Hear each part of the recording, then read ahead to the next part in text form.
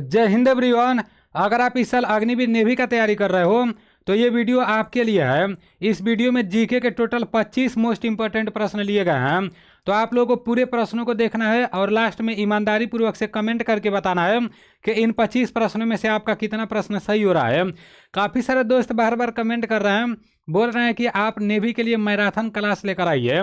देखो अभी मुझे टाइम बहुत कम मिलता है, किसी तरह से मैं मैनेज करता हूँ, आप लोगों का क्लास कराता हूँ और कभी कभी आप लोगों का रिकॉर्डेड क्लास भी नहीं मिल पाता है।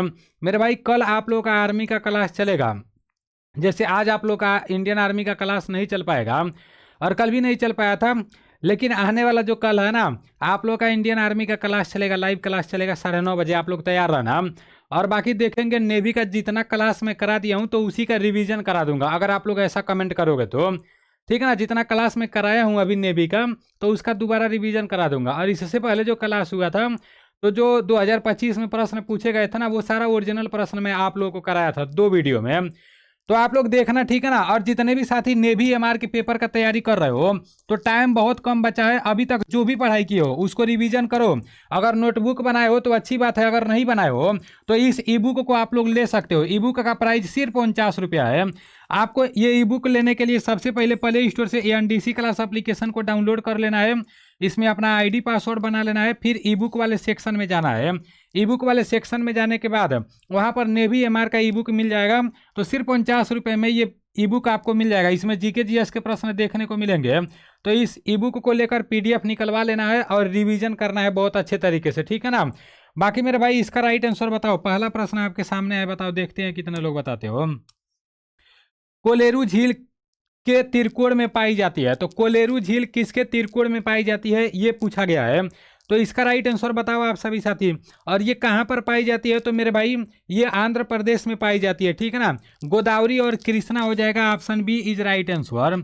अगर पूछेगा कहाँ पर पाया जाता है तो मेरे भाई आंध्र प्रदेश में पाया जाता है। ये पॉइंट भी आप लोग याद रखना, ठीक है ना, क्योंकि ये भी पूछा जा सकता है। चलो, झील से रिलेटेड आपके पेपर में प्रश्न पूछा जाता है। नेक्स्ट है कि निम्नलिखित में से दुनिया का सबसे बड़ा झरना कौन सा है। अगर बोल देगा सबसे गहरा झील कौन सा है तो बैकाल झील हो जाएगा मेरे भाई, ठीक है ना। और चिल्का और ये सब आपको पता होना चाहिए। चिल्का झील कहाँ पर है, ठीक है ना, उड़ीसा में है। बाकी मेरे भाई खारे पानी का झील, मीठे पानी का झील, जैसे बुलर झील कहाँ पर है, ये सब आपको पता होना चाहिए, क्योंकि ये सब प्रश्न आपके पेपर में पूछा जाता है। और उम्मीद करता हूँ कि ये सब तो आपको पता भी होगा। बुलर झील कहाँ पर पाया जाता है, तो मेरे भाई ये जम्मू कश्मीर में पाया जाता है, J&K में पाया जाता है, याद रखना। चिल्का झील कहाँ पर पाया जाता है, आप सभी साथी याद रखना। चिल्का झील कहाँ पर पाया जाता है, तो ये मेरे भाई जहाँ आप ट्रेनिंग करने जाओगे उड़ीसा में पाया जाता है, ठीक है ना। तो ये पॉइंट आप लोग याद रखना, उड़ीसा में चिल्का झील पाया जाता है। सबसे मतलब खारे पानी का सबसे बड़ा झील आपका चिल्का झील हो जाएगा और मीठे पानी का बड़ा झील हो जाएगा भारत में, बुलर झील हो जाएगा। तो ये सब आप लोग याद रखना, ठीक है ना। यहाँ पर है कि निम्नलिखित में से दुनिया का सबसे बड़ा झरना यहाँ पर पूछा है। पूरे दुनिया का सबसे बड़ा झरना पूछा है, तो आप लोग बताओ पूरे दुनिया का सबसे बड़ा झरना कौन सा है। देखते हैं कितने लोग बताते हो मेरे भाई। अगर छोटा बोलेगा तो वेईरोवा वेई फॉल्स हो जाएगा, ठीक है ना। और अगर बड़ा पूछ दिया है तो ये क्या हो जाएगा मेरे भाई। जितने भी साथी इसका राइट आंसर एंजल फॉल्स बता रहे हो, बिल्कुल भी राइट बता रहे हो। ये दुनिया का सबसे बड़ा झरना है, ठीक है ना। तो ये पॉइंट आप लोग याद रखना। चलो, आपका नेक्स्ट है नर्मदा नदी किस स्थान से निकलती है। जो नर्मदा नदी है वो किस स्थान से निकलती है। देखो नदी से रिलेटेड प्रश्न पूछा गया है। नर्मदा नदी कहाँ पर है मेरे भाई, तो ये मध्य प्रदेश में है और मध्य प्रदेश के अमरकंटक के पहाड़ियों से निकलती है, ठीक है ना। याद रखना आप सभी साथी। नर्मदा नदी कहाँ पर है, तो ये मध्य प्रदेश में है। ये पॉइंट आप लोग याद रखना। नर्मदा नदी कहाँ पर है, तो मध्य प्रदेश में है, ठीक है ना। नर्मदा नदी कहाँ पर है, मध्य प्रदेश के अमरकंटक के पहाड़ियों से निकलती है, याद रखना। नेक्स्ट आपका है कि कमांडर रैंक के समतुल्य वायुसेना में कौन सा पद होता है। बताओ आप लोग, कमांडर रैंक के समतुल्य वायुसेना में कौन सा पद होता है। देखते हैं कितने साथी इसका राइट आंसर बताते हो, बताओ मेरे भाई। चलो, विंग कमांडर हो जाएगा आपका। कमांडर रैंक जो होता है नेवी में कमांडर होगा, ठीक है ना। इंडियन नेवी में क्या होगा, तो इंडियन नेवी में कमांडर होगा, और यही वायुसेना में क्या हो जाएगा, तो वायुसेना में विंग कमांडर हो जाएगा। तो ये पॉइंट याद रखना, गिनती करते जाना कितना प्रश्न सही हो रहा है। टोटल 25 प्रश्न लिए गए हैं, आपका प्रश्न सही होना चाहिए, ठीक है ना। 20 से अधिक प्रश्न आपका सही होना चाहिए। सीएसओ का पूरा नाम क्या है बताओ आप सभी साथी। देखो फुल फॉर्म भी आपके पेपर में पूछा जाता है, ठीक है ना। तो सेंट्रल स्टैटिकल ऑफिस हो जाएगा, सेंट्रल स्टैटिकल ऑफिस। जितने भी साथी बता रहे हो ऑप्शन बी बिल्कुल भी राइट बता रहे हो। चलो आपका नेक्स्ट प्रश्न है, वर्तमान में भारत के गृह मंत्री कौन है। तो ये तो आपको पता ही होगा, वर्तमान में भारत के जो गृह मंत्री हैं वो अमित शाह जी हैं, और मेरे भाई ये राजनाथ सिंह रक्षा मंत्री हैं, ठीक है ना। तो ये पॉइंट आप लोग याद रखना। रक्षा मंत्री कौन है, तो राजनाथ सिंह है, और वर्तमान में गृह मंत्री कौन है, तो अमित शाह जी हैं। चलो आपका नेक्स्ट पॉइंट है, 2011 की जनगणना के अनुसार सबसे अधिक साक्षरता वाला राज्य कौन सा है। देखो सबसे अधिक साक्षरता पूछा है, अगर सबसे कम साक्षरता पूछ देता तो क्या हो जाता। साक्षरता मतलब होता है मतलब पढ़ा लिखा वाला राज्य। सबसे कम साक्षरता वाला राज्य अगर पूछता तो क्या हो जाता मेरे शेर, अगर पूछता सबसे कम साक्षरता वाला राज्य कौन सा है तो वो आपका बिहार है, ठीक है ना, 2011 के जनगणना के अनुसार। और सबसे अधिक पूछेगा तो केरल हो जाएगा, केरल का साक्षरता 94% है। केरल का साक्षरता कितना है, 94% है, याद रखना आप लोग। नेक्स्ट है, अलाउद्दीन खिलजी खां का संबंध किस वाद्य यंत्र से है। अलाउद्दीन खिलजी खां का संबंध किस वाद्य यंत्र से है बताओ आप लोग, बताओ मेरे भाई इसका राइट आंसर क्या हो जाएगा। तो इसका राइट आंसर ऑप्शन ए हो जाएगा, सरोद हो जाएगा। जितने भी साथी ऑप्शन ए बताए हो राइट बताए हो।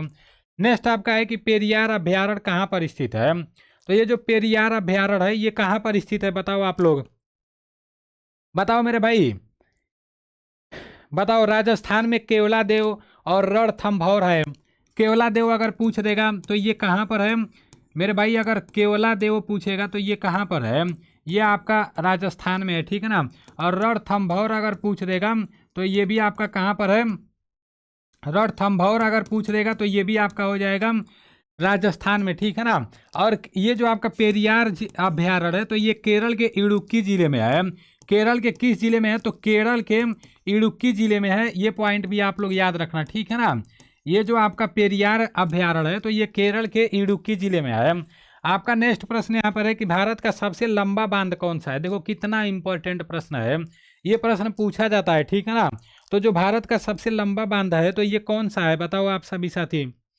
सबसे लंबा बांध किस नदी के किनारे है मेरे भाई और कहाँ पर है बताओ आप सभी साथी। हीराकुंड बांध है। ये हीराकुंड बांध किस नदी पर है, तो महानदी पर है। ये महानदी कहाँ पर है मेरे भाई, महानदी पर है। और ये कहाँ पर है, तो ये उड़ीसा में है। ये पॉइंट आप लोग याद रखना। अगर बोल देगा हीराकुंड बांध किस राज्य में है, तो उड़ीसा राज्य में है। भारत का जो सबसे लंबा बांध है किस नदी पर है, तो महानदी पर है। तो ये आप लोग याद रखना, ठीक है ना। नेक्स्ट है, यूरोप की कौन सी नदी कोयला नदी के नाम से कोयल नदी के नाम से जानी जाती है। तो बताओ आप सभी साथी इसका राइट आंसर। जो राइन नदी है वो यूरोप में कोयल नदी के नाम से जानी जाती है, ठीक है ना, ऑप्शन बी हो जाएगा। नेक्स्ट आपका है कि डिस्कवरी ऑफ इंडिया पुस्तक के लेखक कौन है बताओ। डिस्कवरी ऑफ इंडिया पुस्तक के लेखक कौन है, देखते हैं कितने लोग बताते हो। अगर राज तिरंगणी का बोल देगा तो कौन हो जाएंगे मेरे भाई, ये कल्हड़ हो जाएंगे। अगर आपके पेपर में पूछ देगा कि राज तिरंगणी के लेखक कौन है, तो याद रखना आप सभी साथी, राज तिरंगणी के लेखक जो है वो कल्हड़ है, ठीक है ना। गीत गोविंद के लेखक कौन है, तो मेरे भाई याद रखना, जो गीत गोविंद है, गीत गोविंद के लेखक कौन है, ये आपका है जयदेव, ठीक है ना। और मेरे भाई माई एक्सपेरिमेंट विथ ट्रूथ के लेखक महात्मा गांधी जी हैं। और डिस्कवरी ऑफ इंडिया पुस्तक के लेखक जवाहरलाल नेहरू जी हैं। नेक्स्ट आपका है, पोंग बांध किस नदी पर बनाया गया है। बताओ आप लोग, पोंग बांध किस नदी पर बनाया गया है, देखते हैं कितने लोग बताते हो। ब्यास नदी पर बनाया गया है पोंग बांध, ठीक है ना। पोंग बांध किस नदी पर बनाया गया है, तो ब्यास नदी पर बनाया गया है। याद रखना आप लोग, कल 9:30 बजे इंडियन आर्मी का क्लास लाइव चलेगा। और इंडियन नेवी का क्लास भी हो सकता है कल लाइव ही चले, कल रिकॉर्डेड हो सकता है आप लोगों को नहीं मिले, ठीक है ना। हो सकता है कि लाइव चलेगा, अगर रिकॉर्डेड मिलना रहेगा तो सुबह में ही मिल जाएगा। यहाँ पर है, कांग्रेस पार्टी की स्थापना के, कांग्रेस पार्टी का जब स्थापना हुआ तो उस टाइम वायसराय कौन था मेरे भाई। कांग्रेस पार्टी का जब स्थापना हुआ तो उस टाइम वायसराय कौन था, बताओ आप सभी साथी। भारतीय राष्ट्रीय कांग्रेस का स्थापना कब हुआ मेरे भाई, बहुत बार मैं आपको बता चुका हूँ, ठीक है ना। भारतीय राष्ट्रीय कांग्रेस का स्थापना कब हुआ, इसका पूरा विस्तार आप लोग कमेंट देना। देखता हूँ बहुत कम ही लोग देते हैं कमेंट में, ठीक है ना। भारतीय राष्ट्रीय कांग्रेस का पूरा विस्तार आप लोगों को कमेंट करना है। और अगर आपको इंडियन नेवी के पेपर में अच्छा स्कोर करना है तो ज़्यादा से ज़्यादा मॉक टेस्ट लगाओ। मॉक टेस्ट लेने के लिए आपको प्ले स्टोर से ANDC क्लास एप्लीकेशन डाउनलोड कर लेना है, ID पासवर्ड बना लेना है, फिर पेड मॉक टेस्ट में जाना है। वहाँ सिर्फ 49 रुपये में आपको टोटल 10 मॉक टेस्ट मिलेंगे। ज़्यादा मॉक टेस्ट नहीं डाला गया है क्योंकि ज़्यादा टाइम नहीं है। तो वो मॉक टेस्ट लेकर और पेपर देने जाने से पहले पूरा मॉक टेस्ट लगा लोगे तो ज़रूर आपको बेनिफिट मिलेगा, ठीक है ना। तो आप लोग देख लेना। बाकी भारतीय राष्ट्रीय कांग्रेस के बारे में आपको पूरा विस्तार बताना है। इसका राइट आंसर हो जाएगा लॉर्ड डफरिन, ठीक है ना। Lord Dufferin is right answer. Next आपका है, भारत का सबसे लंबा बांध कौन सा है। 2 बार हो गया क्या भाई, ये तो मैं आपको बताया हूँ, हीराकुंड बांध है ना, जो महानदी पर है उड़ीसा में, ये 2 बार रिपीट हो गया है। नेक्स्ट है, पिंजर नामक पुस्तक के लेखक कौन है, बताओ आप सभी साथी। तो मेरे भाई जो पिंजर नामक पुस्तक है इसके लेखक कौन है, अमृता प्रीतम है, याद रखना आप लोग, गिनती करते जाना कितना सही हो रहा है। कमांडर रैंक के समतुल्य वायुसेना में किस रैंक पर होते हैं, ये भी रिपीट हो गया है क्या। विंग कमांडर, ये भी रिपीट हो गया है मेरे भाई, 2 प्रश्न रिपीट हो गया, चलो कोई बात नहीं। नेक्स्ट आपका यहाँ पर है, सबसे ऊंची चोटी कौन सी है। देखो मेरे भाई पूरे विश्व का पूछ रहा है, तो पूरे विश्व का सबसे ऊंची चोटी जो है वो माउंट एवरेस्ट है, ठीक है ना। माउंट एवरेस्ट को बहुत अच्छे तरीके से एप्लीकेशन में कराया हूँ, ठीक है ना। सेकेंड स्टेज का पेपर का तैयारी अगर करना चाहते हो, NCCC का सर्टिफिकेट है, तो आप लोग नेवी वाला बैच ले लेना, जो विक्रांत बैच है, बहुत अच्छे से आपको समझ आएगा। माउंट एवरेस्ट का जो ऊंचाई है 8,848 वाले था, अभी 49 मीटर हो गया है, ठीक है ना। ये बढ़ता रहता है, तो ये पॉइंट याद रखना आप लोग। CSO का पूरा नाम क्या होता है, तो मेरे भाई CSO का पूरा नाम क्या होता है, सेंट्रल स्टैटिकल ऑर्गेनाइजेशन होता है, ठीक है ना। ऑप्शन बी इसका राइट आंसर हो जाएगा। नेक्स्ट हो जाएगा, भारत का संविधान कब लागू हुआ, तो बताओ भारत का संविधान कब लागू हुआ। 26 जनवरी 1950 को लागू हुआ था, ठीक है ना। भारत का संविधान कब लागू हुआ था, तो 26 जनवरी 1950 को भारत का संविधान लागू हुआ था। किस वेद में वैदिक युग की प्राचीनतम संस्कृत के बारे में सूचना दी गई है, तो इसका राइट आंसर आप लोग बताओ, देखते हैं कितने लोग बताते हो। इसका राइट आंसर आपका ऋग्वेद हो जाएगा, ठीक है ना। Option C is right answer. Next है, पारादीप बंदरगाह कहाँ पर स्थित है, बताओ आप लोग। ये जो पारादीप बंदरगाह है तो ये कहाँ पर स्थित है, देखते हैं कितने साथी बताते हो। बताओ मेरे भाई, पारादीप बंदरगाह उड़ीसा में है, ठीक है ना। ऑप्शन बी है, पारादीप बंदरगाह उड़ीसा आपका हो जाएगा। पोंगल किस राज्य का प्रमुख त्यौहार है, तो ये जो पोंगल है ये किस राज्य का है मेरे भाई, पोंगल आपका तमिलनाडु का है। जितने भी साथी ऑप्शन बी बता रहे हो, तमिलनाडु राइट बता रहे हो। देखो ऐसे प्रश्न पूछे जाएंगे, जैसे त्यौहार दे दिया है, दिवस दे दिया है, ठीक है ना, और झरना दे दिया है, जलप्रपात दे दिया है, तो ये सब पूछे जाते हैं, मिट्टी से पूछा जाता है, तो ये सब पढ़ के जाना है। हिमाचल प्रदेश का राजधानी दिया है, तो यहाँ मैं हिमाचल प्रदेश का बता रहा हूँ, तो आपके पेपर में गोवा का पूछ सकता है मेरे भाई, अरुणाचल प्रदेश का पूछ सकता है, कुछ भी पूछ सकता है। तो हिमाचल प्रदेश का आपका शिमला हो जाएगा, ठीक है ना। और MP मध्य प्रदेश का आपका भोपाल हो जाएगा। और आपका UK उत्तराखंड का आपका क्या हो जाएगा, देहरादून हो जाएगा। अरुणाचल प्रदेश का क्या हो जाएगा, AP इसको लिख सकते हो। अरुणाचल प्रदेश का AP लिख सकते हो। AP का आपका अरुणाचल प्रदेश का ईटानगर हो जाएगा। तो ये सब आप लोग याद रखना। यहाँ से ये समझना है कि किसी भी देश का राजधानी पूछ सकता है, ठीक है ना। किसी भी राज्य का राजधानी पूछ सकता है या किसी भी देश का राजधानी। यहाँ पर वर्तमान में छत्तीसगढ़ के मुख्यमंत्री कौन है, तो ये वर्तमान को देखकर चलना है, ठीक है ना। तो इसका राइट आंसर आप सभी साथी बताओ, ऑप्शन ऑप्शन को देखकर आपको चलना है। इसका राइट आंसर क्या हो जाएगा, बताओ मेरे भाई, बताओ, देखते हैं कितने लोग बताते हो। बहुत बढ़िया मेरे भाई, ये आपका हो जाएगा विष्णु देव साय, ठीक है ना। आपका नेक्स्ट प्रश्न यहाँ पर है, सेतु समुद्रम परियोजना किसे जोड़ता है, तो ये जो सेतु समुद्रम परियोजना है ये किसे जोड़ता है, बताओ आप सभी साथी, देखते हैं कितने साथी बताते हो। बताओ मेरे भाई, इसका राइट आंसर क्या हो जाएगा।